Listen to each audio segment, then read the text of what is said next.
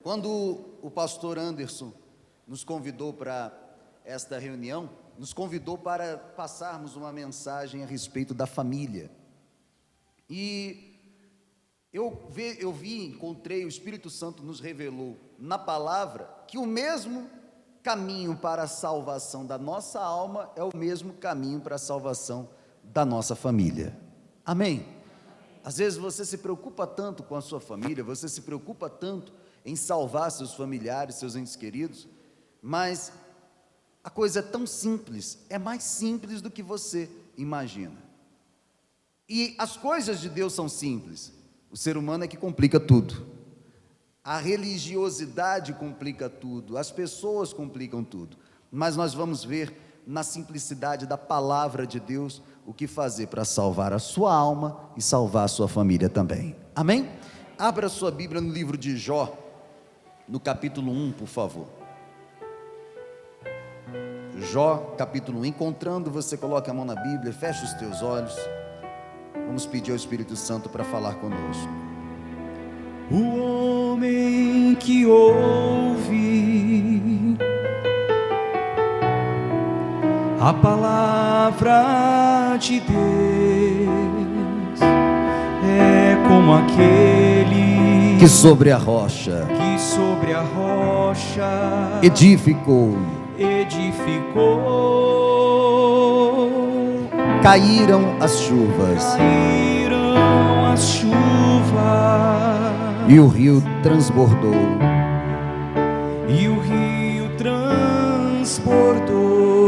Soprou o vento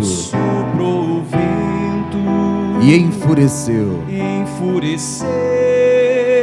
Mas ele firme sobre a rocha permaneceu. Feche os teus olhos e cante. E aquele que ouviu a palavra de Deus,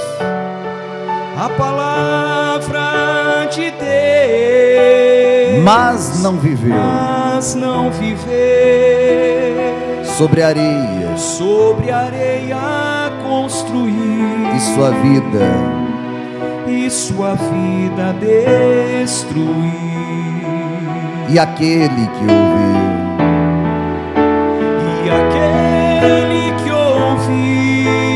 a palavra de Deus,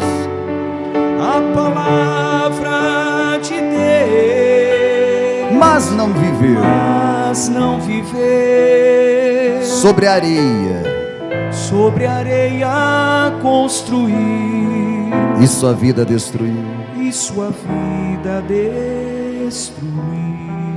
Espírito Santo, em nome de Jesus, nós te pedimos, fala conosco, revela-nos a tua vontade, revela-nos a tua palavra. Desde ontem já tenho essa mensagem preparada. Hoje pela manhã nós falamos sobre isso, mas eu não sei o que o Senhor quer falar com estas pessoas. Se o Senhor quiser mudar todo o curso desta mensagem, para alcançar esta pessoa que está aqui presente, para alcançar esse que está nos assistindo online, tenha liberdade entre nós. Nossa vida é tua, estamos com os nossos ouvidos atentos, e que os meus lábios venham pronunciar apenas aquilo que o Senhor quer que eu fale, nem mais, nem menos. Por isso, abra os olhos do nosso entendimento, abra os ouvidos do nosso coração, e que possamos entender esta mensagem conforme a tua vontade, em nome do Pai, do Filho e do Espírito Santo. E quem crê diga amém. Graças a Deus. Amém? Bom, a história de Jó, a maioria já conhece, que foi um homem muito paciente diante das situações que ele viveu, dos problemas que ele enfrentou, mas era um homem que o próprio Deus defendia, o próprio Deus falava, dava testemunho de Jó. Era um homem íntegro, reto, temente a Deus e que se desviava do mal. Esse homem era tão temente a Deus que ele sabia que os seus filhos se reuniam de tempos em tempos para dar festas para os seus banquetes, e ele tinha um pensamento com ele. Nós vamos ler juntos qual era o seu pensamento e a atitude dele. Jó capítulo 1, versículo 4, diz assim: os filhos dele iam às casas uns dos outros e faziam banquetes, cada um por sua vez, e mandavam convidar as suas 3 irmãs a comerem e beberem com eles. Quando se encerrava um ciclo de banquetes, Jó chamava os seus filhos e os santificava. Levantava-se de madrugada e oferecia holocausto segundo o número de todos eles. Pois Jó pensava assim: talvez os meus filhos tenham pecado e blasfemado contra Deus em seu coração. Jó fazia isso continuamente. Preste atenção, por favor. Todas as vezes que os seus filhos se reuniam, no final das suas festas, no final dos seus banquetes, Jó chamava os seus filhos e os santificava. Como fazia isso? Oferecia sacrifícios, holocaustos, ofertas pelos seus filhos para apagar ou para cobrir os pecados dos seus filhos. Porque ele pensava: talvez meus filhos tenham pecado contra Deus em seu coração, tenham blasfemado contra Deus em seu coração. E ele fazia isso continuamente. Mas você sabe que logo em seguida, quando começou a calamidade na vida de Jó, um dos primeiros pontos que Satanás tocou na vida de Jó foram em seus filhos, seus gados, seus rebanhos, os seus bens e também os seus filhos. Teria então o seu sacrifício falhado? Teria então o seu esforço falhado? Teria as suas ofertas falhado? Deus não protegeu, Deus não guardou os seus filhos? Porque poderia ter guardado, poderia ter protegido os seus filhos diante da calamidade. Mas quem disse que os sacrifícios de Jó eram para a proteção dos seus filhos? Não era para a proteção dos seus filhos e tampouco para abençoar os seus filhos materialmente. Mas os seus sacrifícios era para a salvação.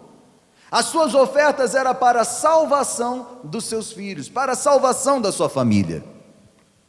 Quando ele apresentava essas ofertas, quando ele apresentava esses sacrifícios, o objetivo era: se eles cometeram algum pecado contra Deus, blasfemaram em seu coração contra Deus, então que sejam perdoados. Então o objetivo era para abençoar? Responde. Era para abençoar? Não. Era para proteger? Também não. Era para salvar. E se nós olharmos por este lado, Deus não tirou os filhos de Jó, Deus apenas os guardou da calamidade, os guardou em segurança no céu do período que ainda passaria aqui na terra. E o objetivo fora alcançado, que era a sua salvação. Amém? Agora, a minha pergunta para vocês: pegando o exemplo de Jó, o que devemos fazer pela nossa família? Jó fazia sacrifícios, Jó apresentava ofertas continuamente, ou seja, sempre fazia a mesma coisa, sempre estava sacrificando pelos seus filhos, sempre estava ofertando pelos seus filhos. E nós devemos fazer o mesmo? Sim ou não? Sim ou não? Pela salvação da sua família, você deve apresentar ofertas? Sim ou não? Quem já apresentou ofertas pela sua família, pela salvação deles? Eu também, e já ensinei muito a fazer isso.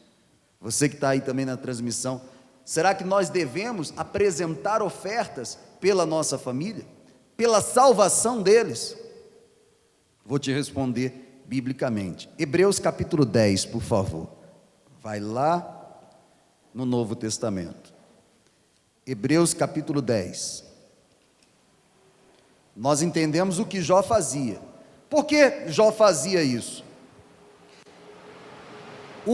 O pecado, quando entrou na humanidade, através de Adão e Eva, ele veio para trazer a morte. O salário do pecado é a morte. Quando alguém pecava, aquele pecado, consequentemente, traria a morte do pecador. O que Deus fez? Instituiu então o sacrifício para que o pecador não morresse, mas um animal morresse no seu lugar. Dá para entender até aqui? O pecador olhava nos olhos do animal, colocava a mão sobre a cabeça do animal, e o animal era degolado na sua frente, ou seja, o animal pagava pelo erro do pecador.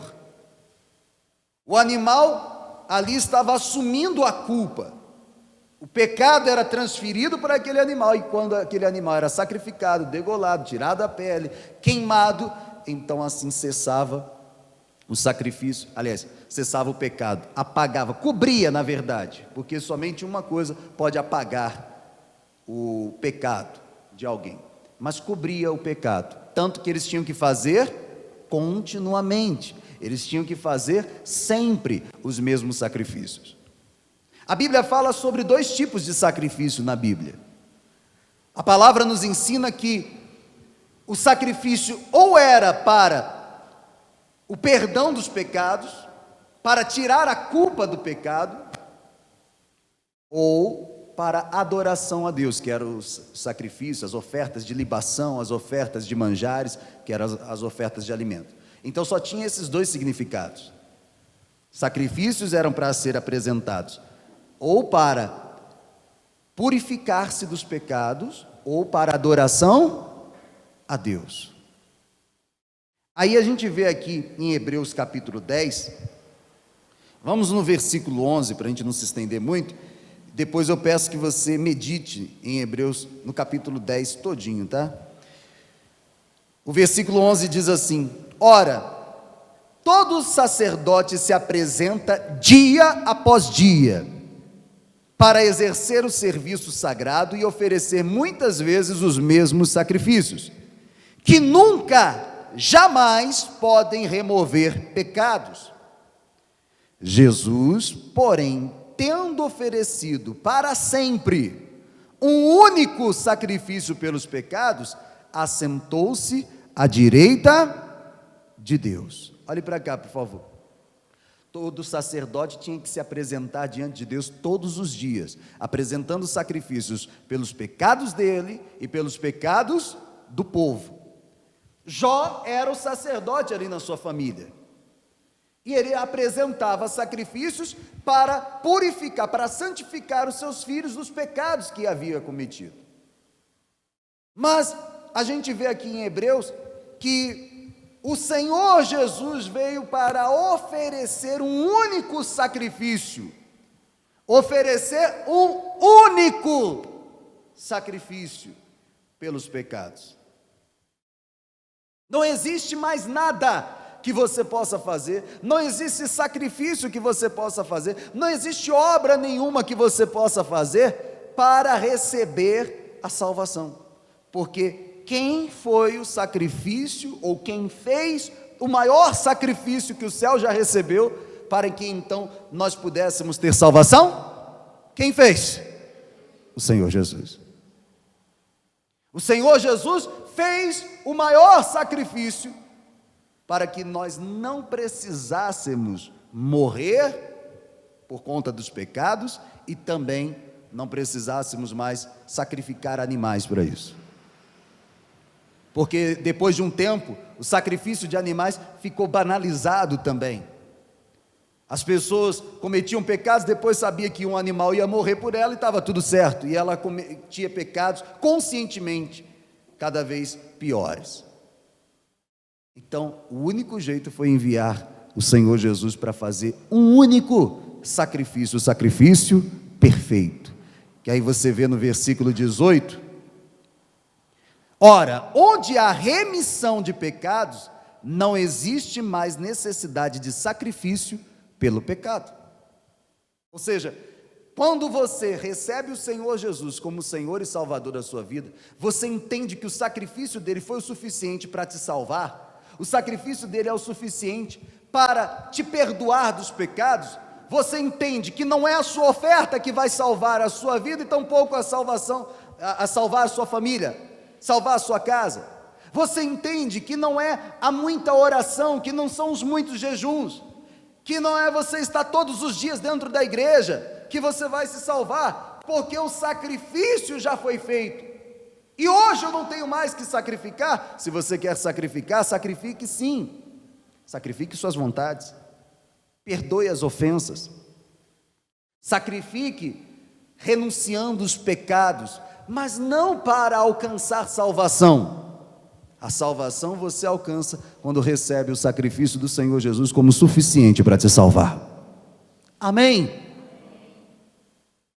Agora, eu volto à pergunta que eu fiz, antes de nós virmos para Hebreus.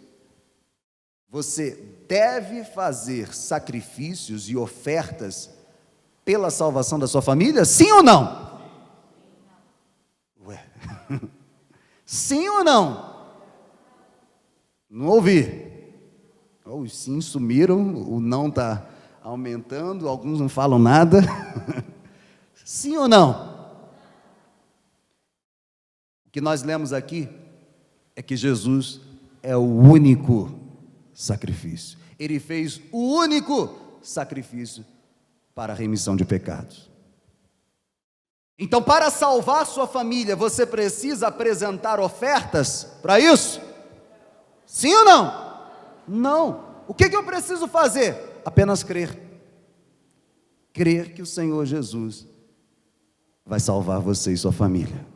Amém? Onde está isso na Bíblia? Atos. Está disposto a ler a Bíblia hoje? Então volta lá um pouquinho. Atos, no capítulo 16. Confundi a cabeça de vocês? Você já fez ofertas pela sua família, eu já fiz ofertas pela minha família.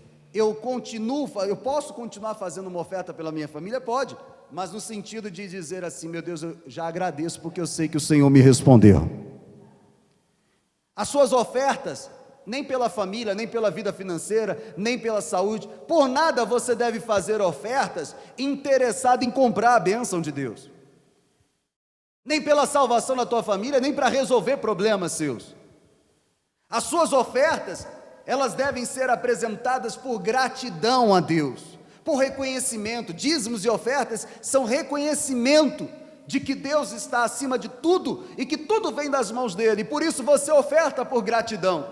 E quando você está numa igreja, você frequenta uma igreja, você é alimentado pela palavra naquela igreja, você apresenta a oferta também pelo segundo motivo: primeiro, gratidão a Deus; segundo, generosidade à igreja que você está frequentando. A Bíblia diz que a alma generosa, essa prosperará. Então suas ofertas nunca podem ser por interesse material, por interesse em salvar sua família. Pior ainda, quando você faz um sacrifício ou uma oferta querendo salvar a sua família, querendo salvar o seu ente querido, você está anulando o sacrifício do Senhor Jesus. Você está dizendo assim: o sacrifício de Jesus não foi suficiente, então tem que dar uma oferta, porque minha família tem que ser salva. O sacrifício de Jesus não foi suficiente, então tem que fazer o meu sacrifício. Eu vou ter que orar mais, eu vou ter que jejuar mais. Não há nada que você faça que vai se comparar ao que Jesus já fez. Já está feito. Já está feito. E o que eu preciso fazer? Você lembra que Paulo e Silas foram presos? Sim ou não? Na sua prisão, Paulo e Silas, eu estou em João aqui. Paulo e Silas, na sua prisão, eles começaram a cantar louvores a Deus, e à meia-noite os portões se abriram, houve aquele terremoto, os portões se abriram, e o carcereiro, quando despertado do seu sono, ficou sabendo que as cadeias estavam abertas, ele quis se matar pensando que os prisioneiros tinham fugido. Paulo e Silas, na mesma hora, disse: não faça isso não, todos nós estamos aqui. A pergunta desse carcereiro deveria ser a pergunta de todos nós quando chegamos até o Senhor Jesus. Mas na maioria das vezes nós chegamos ao Senhor Jesus pela dor, pelos problemas. Então queremos resolver problemas financeiros, problemas familiares, problemas sentimentais, problemas no casamento, problemas de saúde, queremos ser curados de doenças, mas esse carcereiro não. Olha a pergunta que ele fez no versículo 30. Atos capítulo 16, versículo 30. Então o carcereiro, tendo pedido uma luz, entrou correndo e trêmulo prostrou-se diante de Paulo e Silas. Depois, trazendo-os para fora, disse: Senhores, que devo fazer para que seja salvo? Qual foi a pergunta do carcereiro? Pessoal, qual foi a pergunta? O que faço para prosperar? Como fazer para ser curado? Não, a pergunta dele foi qual? O que fazer para ser salvo? Qual que tem que ser a sua pergunta nessa noite? O que fazer para ser salvo? A resposta foi direta, assim como a pergunta também foi direta. Eles responderam, leia comigo: creia no Senhor Jesus, leia em voz alta, e serão salvos, tu e a tua casa, ou você e os de sua casa. Creia no Senhor Jesus e será salvo tu e tua casa. Muitas vezes você já ouviu essa palavra, mas não entendia o significado. Hoje nós entendemos: creia que o Senhor Jesus e o seu sacrifício são suficientes para salvar você e sua família. Amém? Você quer a sua salvação? Sim ou não? Creia no Senhor Jesus. Tem algo que você possa fazer que pague o favor que Jesus fez por você? Tem, gente. Tem algo que você possa dar? Tem casa, carro, dinheiro que você possa dar que pague a tua salvação? E a de seus familiares? Também não. Então o que nós precisamos fazer? Crer no Senhor Jesus. E quem será salvo? Você e sua casa, nós e nossa família.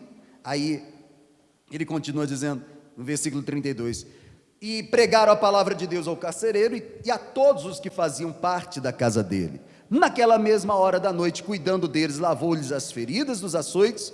Logo a seguir, ele e todos os membros da casa dele foram batizados.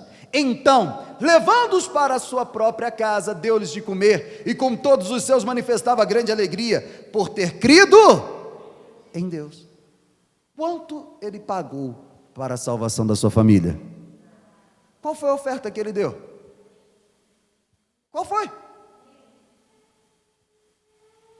O que Deus quer é que você creia que o Senhor Jesus é o suficiente. Amém?